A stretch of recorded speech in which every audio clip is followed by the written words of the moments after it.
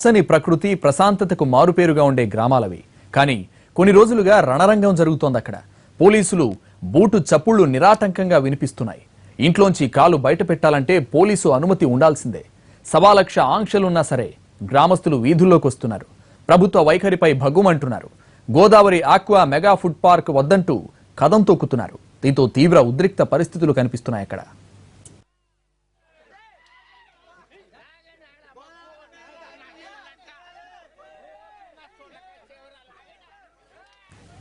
పశ్చిమ గోదావరి జిల్లా తుందూరు గ్రామం.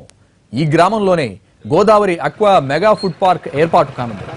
ఇదే ఇప్పుడు తుందూరు ఆ చుట్టుపక్కల గ్రామాల వాసుల గుండెల్లో రైళ్లు పరిగెట్టిస్తోంది. నిత్యం మెగా ఫుడ్ ప్రాజెక్టును వ్యతిరేకిస్తూ కదం తొక్కుతున్నారు. ఇవాళ కూడా తుందూరు గ్రామం ఆందోళనలు అరెస్టులతో అట్టుడికిపోతోంది. జొన్నల గరువు, తందూరు, కంసాలి బేతపూడి గ్రామస్తులు ఒక్కటై లాఠీ దెబ్బలను లెక్క చేయకుండా ప్రాజెక్టు వద్దకు చేరుకుని ఆందోళనలు చేస్తూనే ఉన్నారు.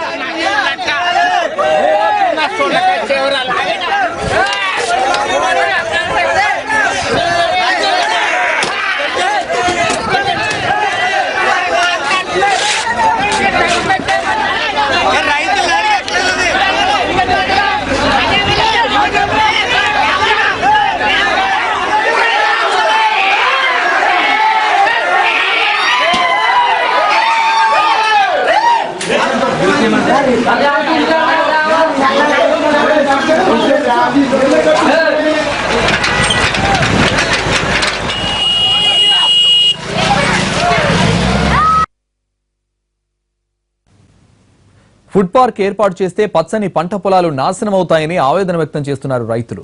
భూగర్భ జలాలు కలుషితమై అనారోగ్యం బారిన పడతామని వాపోతున్నారు స్థానికులు. దీంతో తిండి తిప్పలు మానేసి బతుకు పోరాటం సాగిస్తున్నారు. అక్వా ఫుడ్ పార్క్ ఏర్పాటు చేస్తే కొద్ది మందికి ఉపాధి, మరికొద్ది మందికి ఆదాయం వస్తుందేమో కానీ పదుల సంఖ్యలో గ్రామాలు, వేల సంఖ్యలో జనానికి ముప్పు ఉందనే భయాందోళన వారిని మానసిక క్షోభకు గురి చేస్తోంది. అందుకే అక్వా ఫుడ్ పార్క్ ను సముద్ర తీర ప్రాంత గ్రామాలకు తరలించాలంటూ డిమాండ్ చేస్తున్నారు.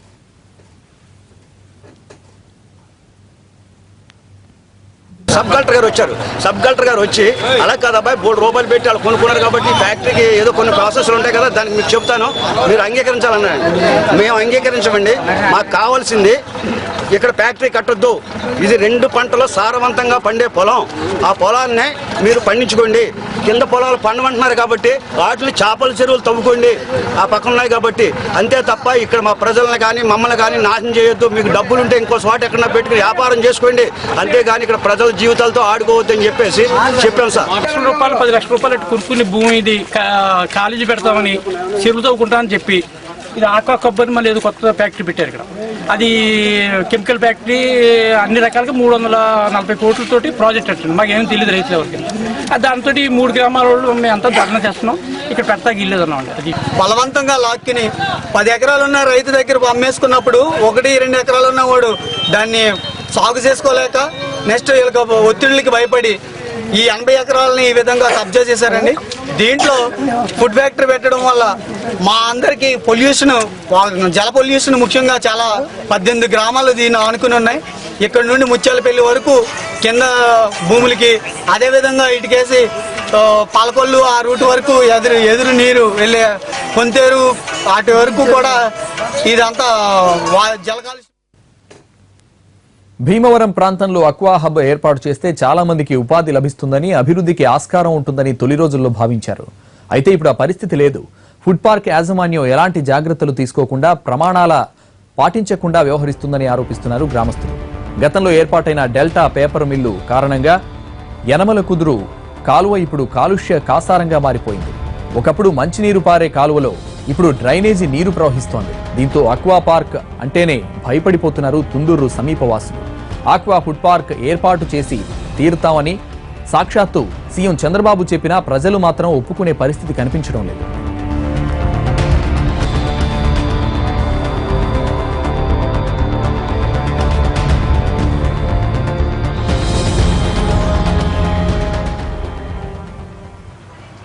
ప్రజల ఆందోళనల్ని పట్టించుకొని అక్వా ఫుడ్ పార్క్ యాజమాన్యం ముందుకు దూసుకెళ్తోంది. ప్రభుత్వం భారీగా పోలీస్ బందోబస్తు ఏర్పాటు చేసింది. ఉద్యమ నేతలపైన, కదం తొక్కుతున్న ప్రజలపైన కేసులు పెట్టి వేధిస్తోంది. దీంతో 30 గ్రామాల ప్రజలు ఏకమయ్యారు. ప్రజా ఉద్యమంలో తందూరు చుట్టుపక్కల గ్రామాల్లో 144 సెక్షన్ విధించారు పోలీసులు. కాదని ఆందోళనలు చేపడితే ప్రతాపం చూపిస్తున్నారు. లాఠీలతో విరుచుకుపడుతున్నారు. ఆందోళనకారుల్ని ఈడ్చి పోలీసు వ్యాన్లలో పడేస్తున్నారు. ఇంటి నుంచి వెళ్లాలన్నా గ్రామంలోకి రావాలన్నా పోలీసులకు ఆధార్ కార్డు చూపించాల్సిన పరిస్థితి నెలకొంది.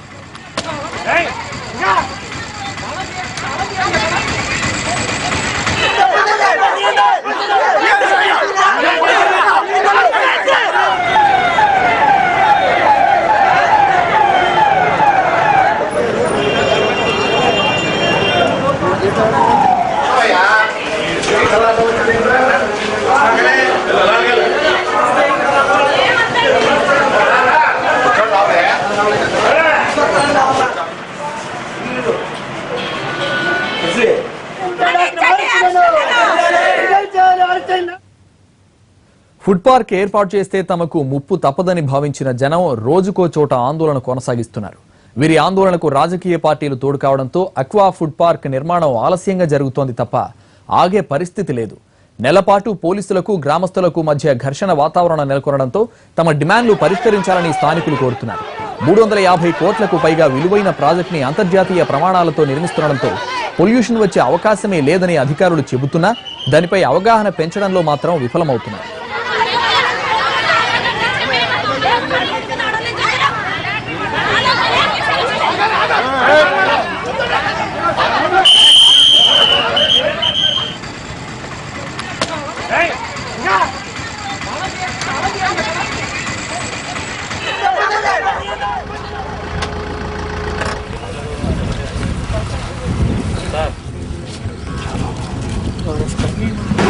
ముఖ్యంగా మన ప్రాంతంలో ఉన్న మత్స్య పరిశ్రమకి రాబోయే రోజుల్లో ఇది ఎంతో ఉపయోగపడుతుంది.